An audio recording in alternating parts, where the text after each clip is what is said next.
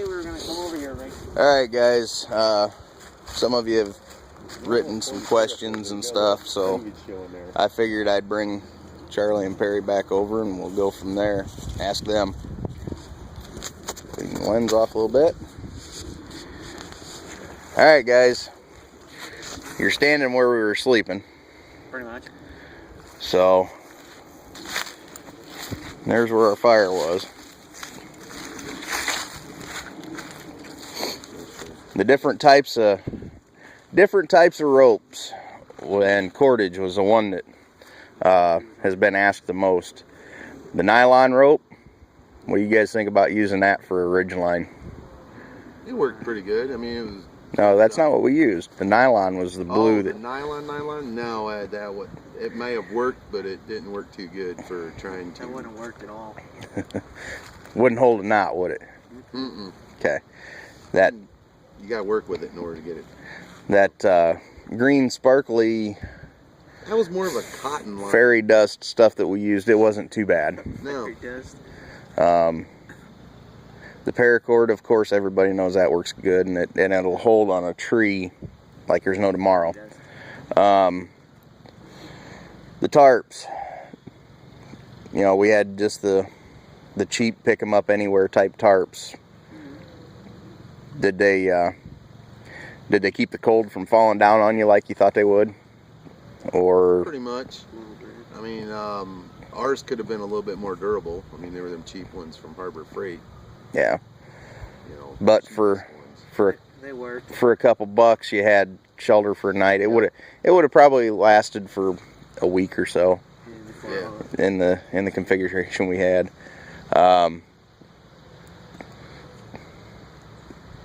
The ferro rod for starting the fire. What do you think of that? It worked pretty good. Fared out pretty. Yep. We had a bird's nest that we found over there. It fell out of the pine tree, and some pine needles for tinder.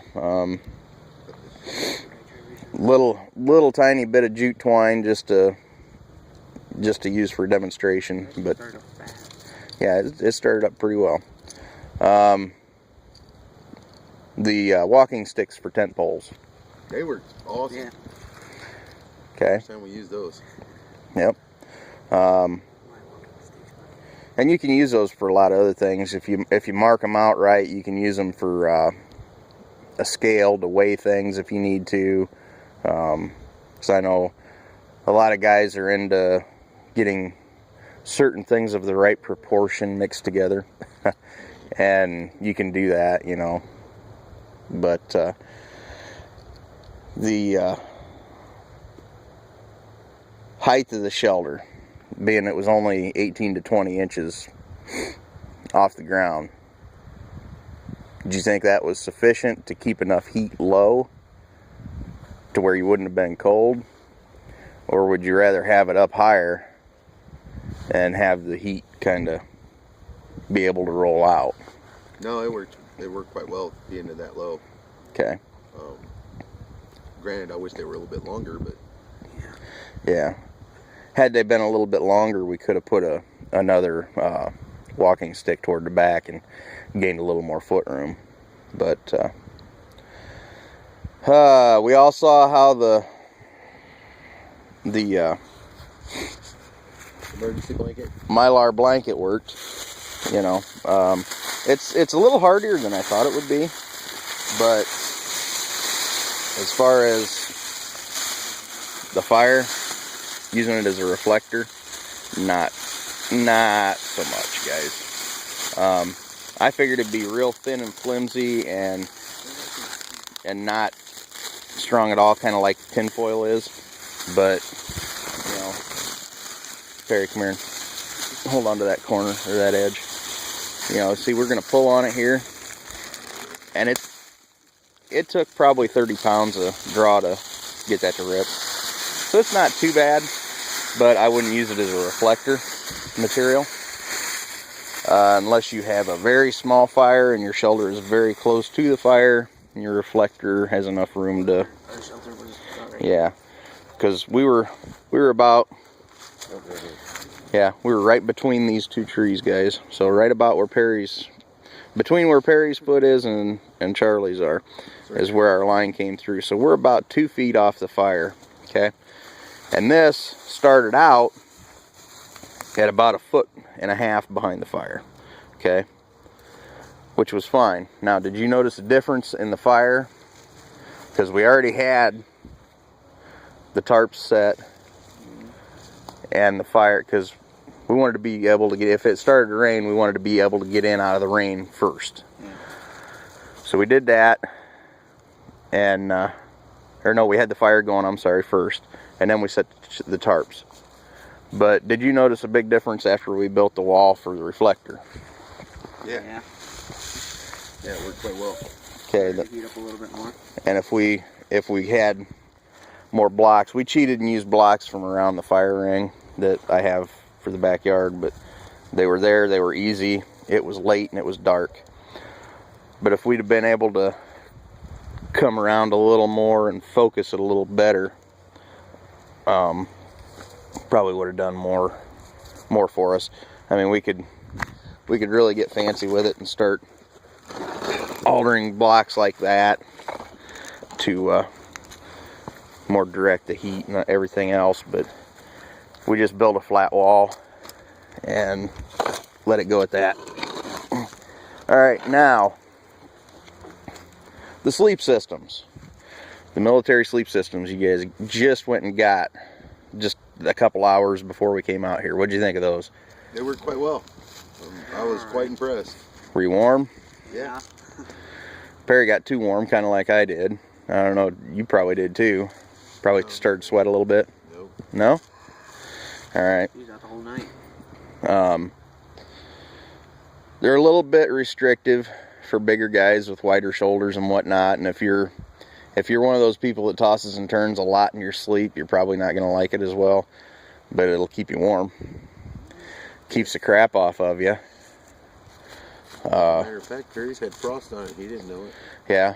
A lot of times you'll notice if you get out in the real cold and it's raining or something, you can get ice buildup on them. You can get snow buildup on them and not even know while you're inside it until you open it up. Really impressed for the money. Yeah.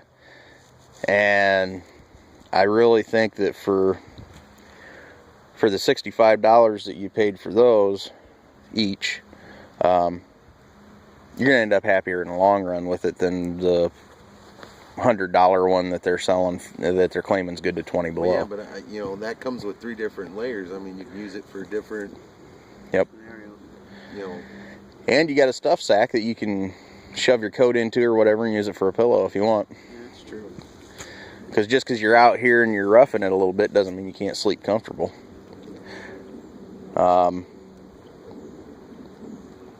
We didn't really do much for knife work or anything because it was late when we got started. How important is it to get the right knots down, to know what knot to use for what? I mean, to get it to grab and hold for sure, yeah, and not slip. Yeah, that does matter, because you wouldn't want your ridge line to be slipping and it fall down on top of you or whatnot. Yep. Be able to hold it up. Yeah, it's very important. Now, how frustrating can it be to get the knot tied right when you're first starting out? It's about like a little kid trying to tie their shoes. I haven't done knots in years. I know. Yeah, it took a little bit.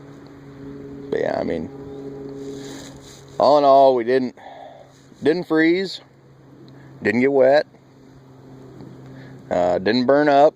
Everybody's all worried about those plastic tarps being closer than 5 feet to the fire, and like I said, those didn't sustain any damage. Nope.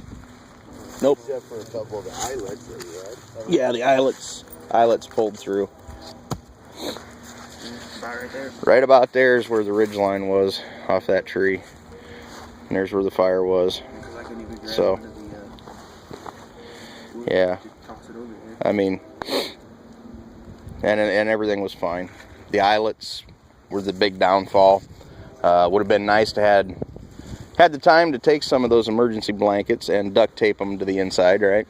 I mean, for a reflector down off of your tarp down to you. But it wasn't necessary. It was 29 degrees out, and I mean, it was comfortable.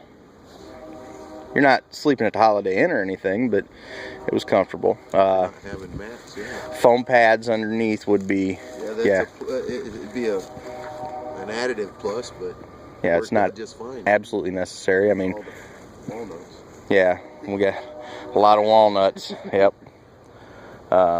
Yeah, we could have gone over and done the pine needles from under the trees, created more bedding, more insulation, but like I said, we were doing this first time they'd been out in cold weather for quite a long time, so we didn't even use but maybe half the wood we actually had available. So yeah, Nico's over there chewing on a stick. We'd have been better off to gone ahead and taken the time to split it, but we didn't because it was getting late. But all in all, and I'm gonna step back here and show you guys. You can see by the way the reflector's standing and where the log is up here and everything, it's downhill a little bit. That helped keep the wind off. It brought the top of the tarp, the ridge line, to a more parallel plane to the ground around us, and it took the wind up and over. It did create a little bit of a swirl with the heat, helped us out some. If it would have rained, it would have run downhill away from us off this direction. So, and like I said, we had the tarps, which were going to let the rain run off, and the sleep systems with their Gore-Tex outer shell, they're good to go. So, you guys good to do something like that again? Yeah, we can't wait till it snows. Get out here in the snow? Actually, we're thinking more out in the woods somewhere. Yeah, that'd be good. Actually pack in and Yep. make a day of it. A weekend. Because, but... No weekend. Huh? So maybe a day. No weekend. Dude, that's what the Girl Scouts do.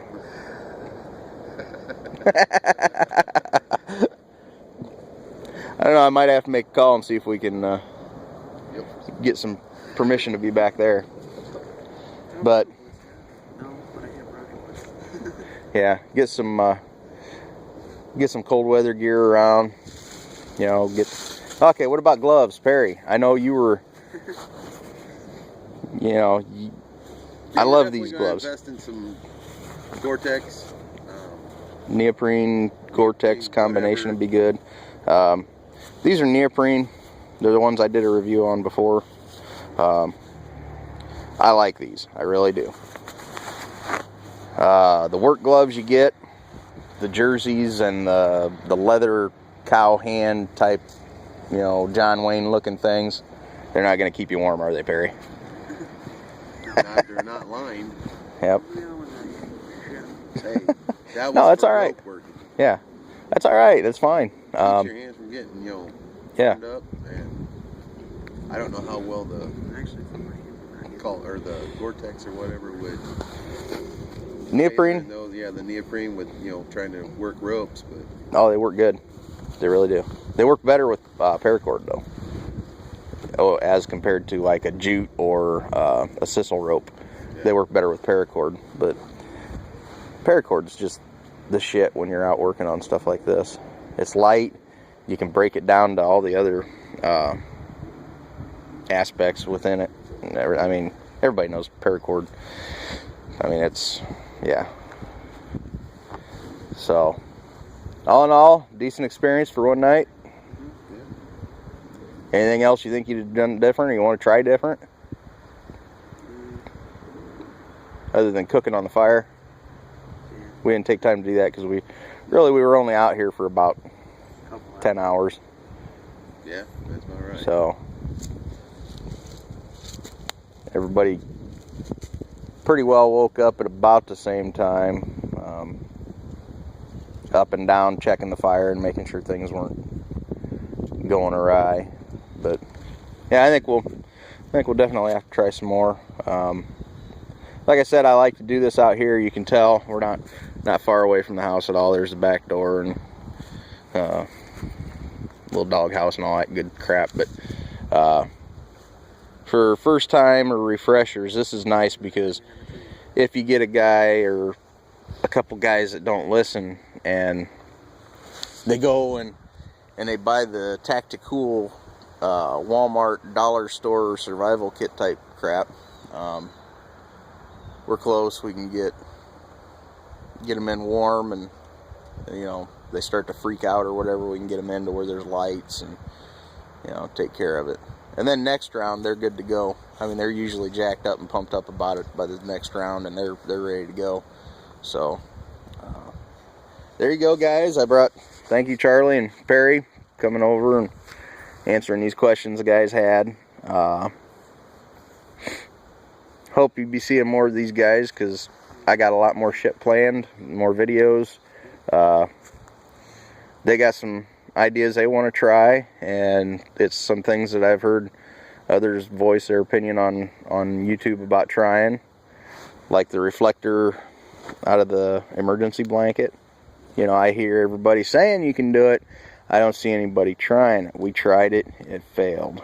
Okay. But it worked. It did work for about an hour. Yeah. It did work. The thing. We have to figure out a way. If we're going to see if it works, we're going to figure out a way to keep it away from. The heat is what did it. Yeah, yeah. Well, it's Mylar. Fire going. It might have been because there was the bricks there, because they held quite a bit of heat. Yeah. But it's Mylar. Maybe try to build like a little, angle piece, maybe wider. Yeah. Now, do you think maybe going with a thicker, an industrial type aluminum foil? We're gonna try the next time. Yep. That's what I'm thinking the answer is to that one. Well, we will try it, and I mean, the most we can do is be out the money for it, but we at least tried it. Tin foil's not that much, though. No. Or even the thick stuff. Or get one of the heavier duty, the more expensive emergency blankets. And try it. Get one for like a 2-person. That way, maybe we can dome it off or angle it up.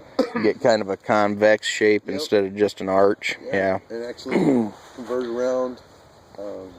Yep. Focus it down in there more. Yeah. Of course, we all want to try the taping the emergency blanket to the inside or the bottom side of the tarps. Or I think that's going to help. See if there's tarps that are made that way. Yeah. There's stuff out there. Yours is reflective or non? Yeah, it's reflective, but it's not.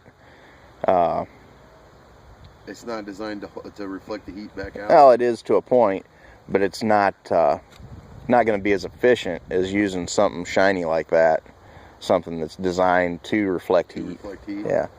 I mean, it did all right, but try that.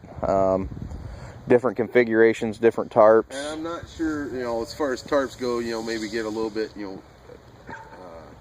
reinforce our eyelets, whatnot, or get some tarp that. Yeah. But, get the something. tarp size was about right. If we went any bigger, I don't think all three of us would have been close enough, or to be able to get close enough to the fire. I mean, I would like to go. I mean, if we went with a bigger one, because you figure by the time we had them all together, we were from here. No, right there. Right here's where Perry was. Yeah, and it was just on the other side of him, clear over. And I was about a foot in from that tree.